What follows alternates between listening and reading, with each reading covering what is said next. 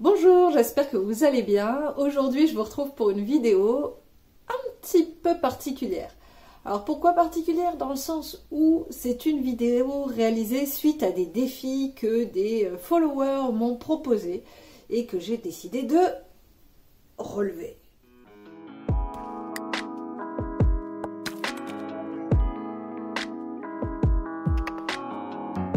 Si vous n'êtes pas abonné à cette superbe chaîne qui parle de frugalisme, d'économie et tout ça appliqué au quotidien, parce que c'est quand même un petit peu ce qui nous intéresse, ben n'hésitez pas, abonnez-vous, on vous accueille les bras ouverts. Alors, parlons du vif du sujet, ces défis. Haha, que sont-ils?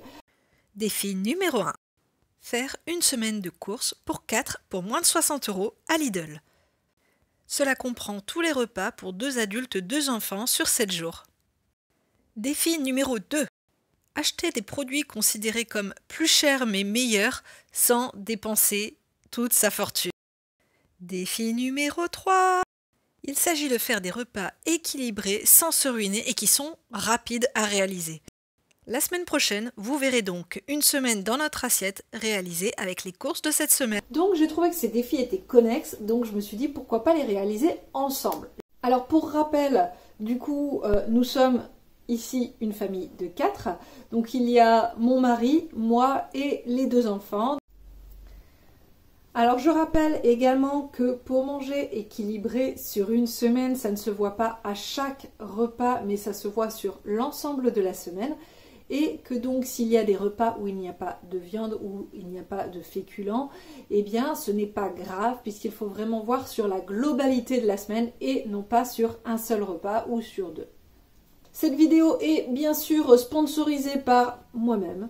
Donc c'est mes sous qui ont été utilisés pour cette vidéo, donc je n'ai aucun partenariat avec qui que ce soit, c'est vraiment pour réaliser vos défis, donc je n'ai aucun intérêt à dire du bien ou du mal d'une enseigne ou d'une marque.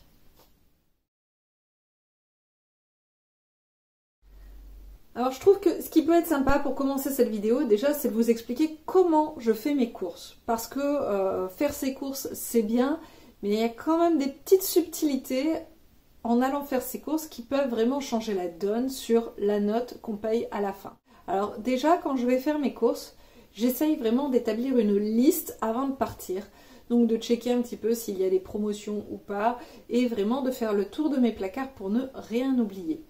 Alors ça, c'est vraiment l'un des premiers points que je fais pour ne pas me perdre et ne pas perdre de l'argent.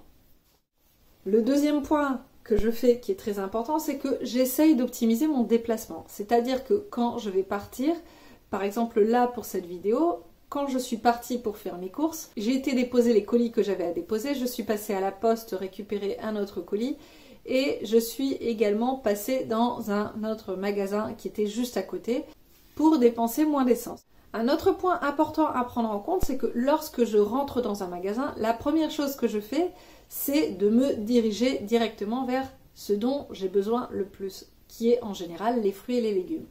Pourquoi je fais ça? Parce que lorsque vous rentrez, il y a toujours plein de promotions, il y a toujours plein de stands et de choses qui vous donneraient presque envie de céder à la tentation. Eh bien, c'est le moment de se dire résiste, prouve que tu existes. Puisque c'est le moment où vous allez dépenser le plus d'argent et perdre le plus de temps. Une autre chose également, c'est que je sais exactement dans quel rayon je me dirige et je prends toujours un stylo pour barrer au fur et à mesure ce que j'ai trouvé.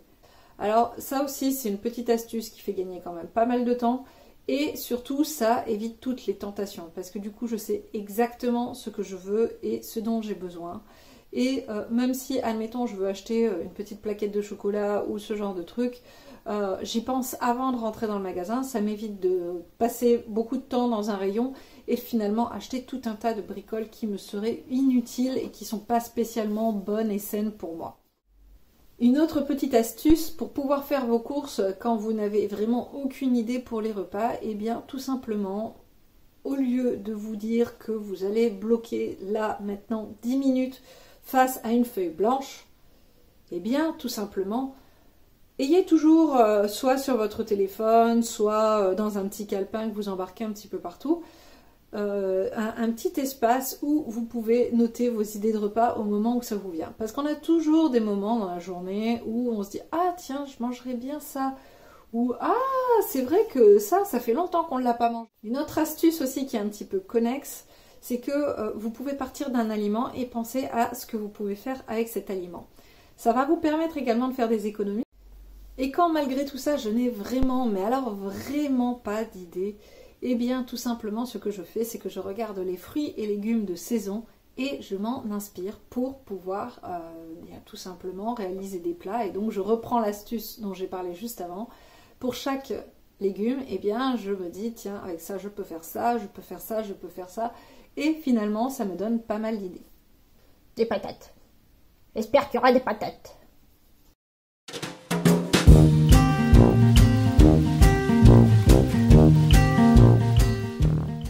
Alors, petit aparté avant de commencer ce tour d'horizon, pour les recettes que j'avais prévues, il manquait 3 choses.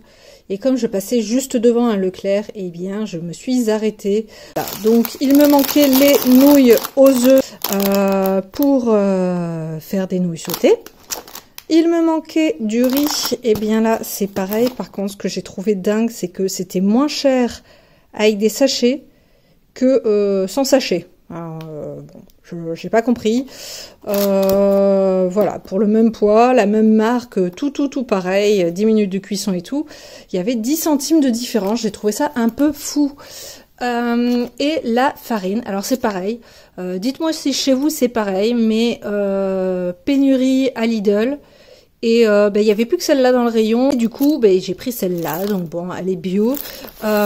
Et surtout, je trouvais que le prix pour de la farine bio n'était pas trop extravagant. Ça allait encore par rapport à celle que je prends d'habitude. Donc voilà ma petite entorse. Donc maintenant, on va passer au reste. Et à la fin, je vous dirai combien ça m'a coûté. Alors, on va commencer avec la viande hachée.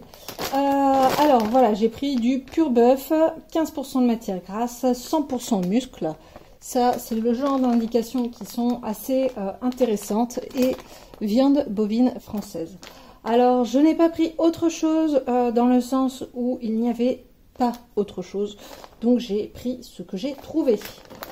Donc ça me servira entre autres pour faire les nouilles sautées et le chili con carne. J'ai également pris une julienne de légumes. Voilà, source de fibres. Alors dedans il y a courgettes, céleri rave, carottes et carottes jaunes. Voilà, c'est bien pratique dans le sens où ça, je vais le faire du coup avec les nouilles sautées. Ensuite, on passe du coup au frais. Alors, j'ai pris 3 sucrines, donc ça, c'était vraiment pas cher du tout. Et ça passe toujours super bien avec, par exemple, une quiche, des croque-monsieur, ce genre de choses. Voilà, encore une fois, rapide à faire. Et puis, les enfants adorent ça, donc c'est très bien. Alors, pour une autre recette, j'ai besoin d'une salade. Donc, j'ai pris de la cœur de laitue. Alors, par contre, je pensais avoir pris au rayon bio et je me rends compte qu'elle n'est pas bio. Bon, bah... tant pis, hein. Par contre, ce qui est bien, c'est qu'elle est bonne jusqu'à dimanche et nous sommes lundi. Alors, des tomates cerises, j'en ai pris 2. Vos tomates, là, il n'y en avait pas des bio. Et pareil, j'ai trouvé que c'était excessivement cher. J'ai vu des tomates à 5 € le kilo. Bon, après, c'est pas la saison hein, non plus, donc ça commence tout juste à poindre. Donc là, voilà pour ce que j'avais à faire. 2 petites barquettes, c'est très bien. Toujours dans les légumes, pour 2 de mes recettes, j'ai pris 500 g de champignons blancs qui sont quand même assez gros. Hein, ça fait quand même des beaux machins et c'est tant mieux, c'est ce que j'avais besoin. J'ai pris également des carottes. Alors, carottes que je vais faire dans plusieurs recettes, dont une en velouté avec du butternut. J'ai également pris 1 kg de poireaux. Donc 1 kg, ça fait 3 bons gros poireaux bien joufflus.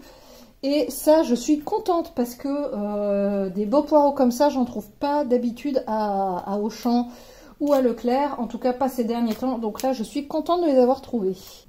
Alors, du coup, j'ai oublié de parler également des pommes. Alors les pommes, elles étaient vraiment pas chères. Elles sentent super bon. Et en plus, elles sont de Cavaillon. Donc voilà, c'est un produit français, c'est des pommes de France. Verger éco-responsable. Donc voilà, ça c'est plutôt pas mal. Et il y a pour 2 kg de pommes. Alors, toujours dans le frais, j'ai trouvé cette pâte feuilletée pur beurre. J'ai pris des dés de jambon nature pour faire l'une des recettes. J'ai pris également des allumettes de lardon nature, dont le prix a augmenté, je l'ai vu, je l'ai constaté. J'ai pris 2 barquettes de blanc de poulet. Hop. Alors, pourquoi 2? Eh bien, tout simplement parce que je voulais 6 tranches et il n'y avait que par 4. J'ai pris du beurre extra fin. Alors, ça, par contre, il y avait du bio, mais c'est moi qui paye. Et je vous avoue que quand j'ai vu le prix de la toute petite plaquette bio vis-à-vis du extra fin doux normal, j'ai préféré prendre celui-là. J'ai pris de la mimolette, voilà, pour ceux qui ont compris la vanne, n'hésitez pas à lever la main. Du fromage de chèvre, voilà, pareil, j'en aurai besoin pour plusieurs recettes. Du fromage frais, alors pareil, je n'ai pas trouvé de fromage frais normal. Donc pourquoi, je ne sais pas. Mais en attendant, il n'y en avait pas. Et de la crème fleurette. Alors, j'assume mon choix. J'en ai pas besoin de autant. Mais Pâques approchant, je sais que je vais faire un gâteau un petit peu mieux pour ce jour-là. Donc je sais qu'elle va partir ce jour-là, il n'y a aucun souci. De la pulpe de tomate bio, du coup. Hop. Du maïs doux. Pareil, ça j'ai trouvé que c'était plutôt pas mal parce que c'est sans OGM et c'est fruits et légumes de France. Donc voilà, hop. Ça, ben petit pois, il y avait ça ou ça, donc j'ai pris ça. Il me fallait des petits pois. Petits pois. Des haricots rouges, c'est pareil, il n'y avait pas d'autre choix, donc j'ai pris ça. De la compote de pommes bio. Alors, je voulais en prendre un seul, et en fait, il y avait une promo, donc du coup, j'en ai pris 2. Et ça servira soit dans un gâteau, soit dans des gourdes à compote que j'ai achetées, qui sont réutilisables. Ça, c'est pareil, si vous voulez une vidéo à l'occasion, vous n'hésitez pas à me le demander, il n'y a aucun problème, je vous la ferai avec plaisir. Ensuite, du lait entier. Alors, le lait entier, bien sûr, pour faire les yaourts, le lait collecté en France et issu de vaches qui n'ont pas été nourries avec des OGM. Donc ça aussi, c'est plutôt pas mal. Et juste rémunération. Donc, j'ai pris 3 litres en entier et j'ai pris la même chose. Donc, c'est la même, mais avec une madame. Hein, voilà. En demi-écrémé. Hop là. Oh. J'ai pris également pour moi du lait facile à digérer, c'est du lait sans lactose. Voilà, ça c'est pour moi, donc j'en ai pas besoin de 36 litres. Une bouteille comme ça, je fais 2 semaines avec, donc vraiment j'avais pas besoin de beaucoup. Mais sans ça, je ne peux pas déjeuner dans de bonnes conditions. Ensuite, du pain de mie complet. Et bien sûr, j'insiste sur le fait que ce soit du complet et non pas du blanc raffiné. Rien que le Nutri-Score, ça donne une indication. Mais ce qui est sympa, c'est que déjà, il n'y a pas d'huile de palme. Et surtout, c'est source de fibres. Donc, c'est quand même bien meilleur pour la santé de manger du pain de mie complet ou du pain complet en général que des produits raffinés. Donc, pain de mie pour faire les croque-monsieur ou pour faire des toasts ou pour tout un tas d'autres trucs. Ok, mais du complet. Du miel, alors ça j'ai regardé, je vérifie toujours. Il n'y a pas d'ingrédients dessus parce que c'est du miel, voilà, c'est du miel, point. Il faut toujours vérifier derrière, c'est que vous n'avez pas, par exemple, une liste d'ingrédients. Parce qu'il y a certains miels, c'est pas vraiment du miel, c'est du miel mélangé à d'autres trucs.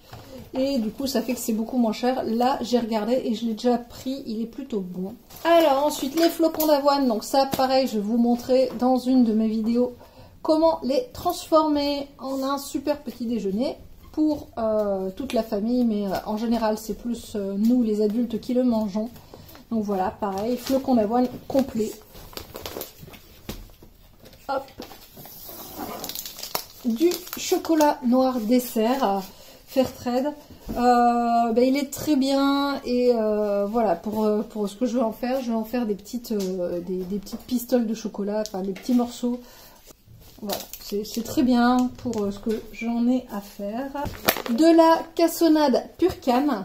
Donc ça, c'est pareil, je n'achète jamais de sucre. Je vous l'ai dit, le sucre blanc chez moi n'a pas sa place. Donc pour le peu de ce que je sucre, eh bien c'est avec uniquement de la cassonade qui n'est pas raffinée. Voilà, c'est encore une fois sucre, farine, on prend des produits qui ne sont pas raffinés. Voilà, pour finir, 12 œufs français datés du jour de pompe, du jour de pompe, voilà, elle faisait des pompes, du jour de ponte, pardon. Il n'y avait pas autre chose, encore une fois, voilà, donc j'ai pris ce qu'il y avait.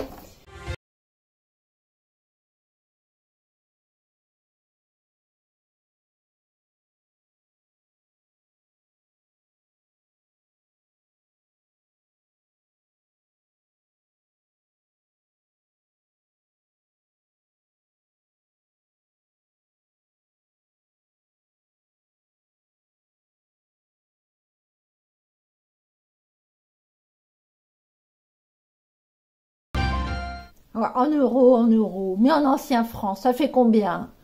Donc voilà, je ne vous mens pas, je n'en ai pas eu pour 60 €. J'ai donc réussi ce défi course. Vous verrez si j'ai réussi à tenir des repas pour 4 personnes, je ne vous spoilerai pas. J'espère que cette vidéo vous aura aidé à y voir un petit peu plus clair. Si vous avez d'autres défis à me proposer, eh bien n'hésitez pas, je les relèverai avec plaisir autant que faire se peut. Je vous retrouve donc la semaine prochaine pour la suite du défi. J'espère en attendant que vous passerez une excellente journée, que vous pourrez profiter et qu'on pourra tous profiter encore du beau temps qu'on a actuellement parce qu'on a quand même un temps superbe. Et je vous dis à très bientôt, prenez soin de vous. Passez une belle journée. Salut!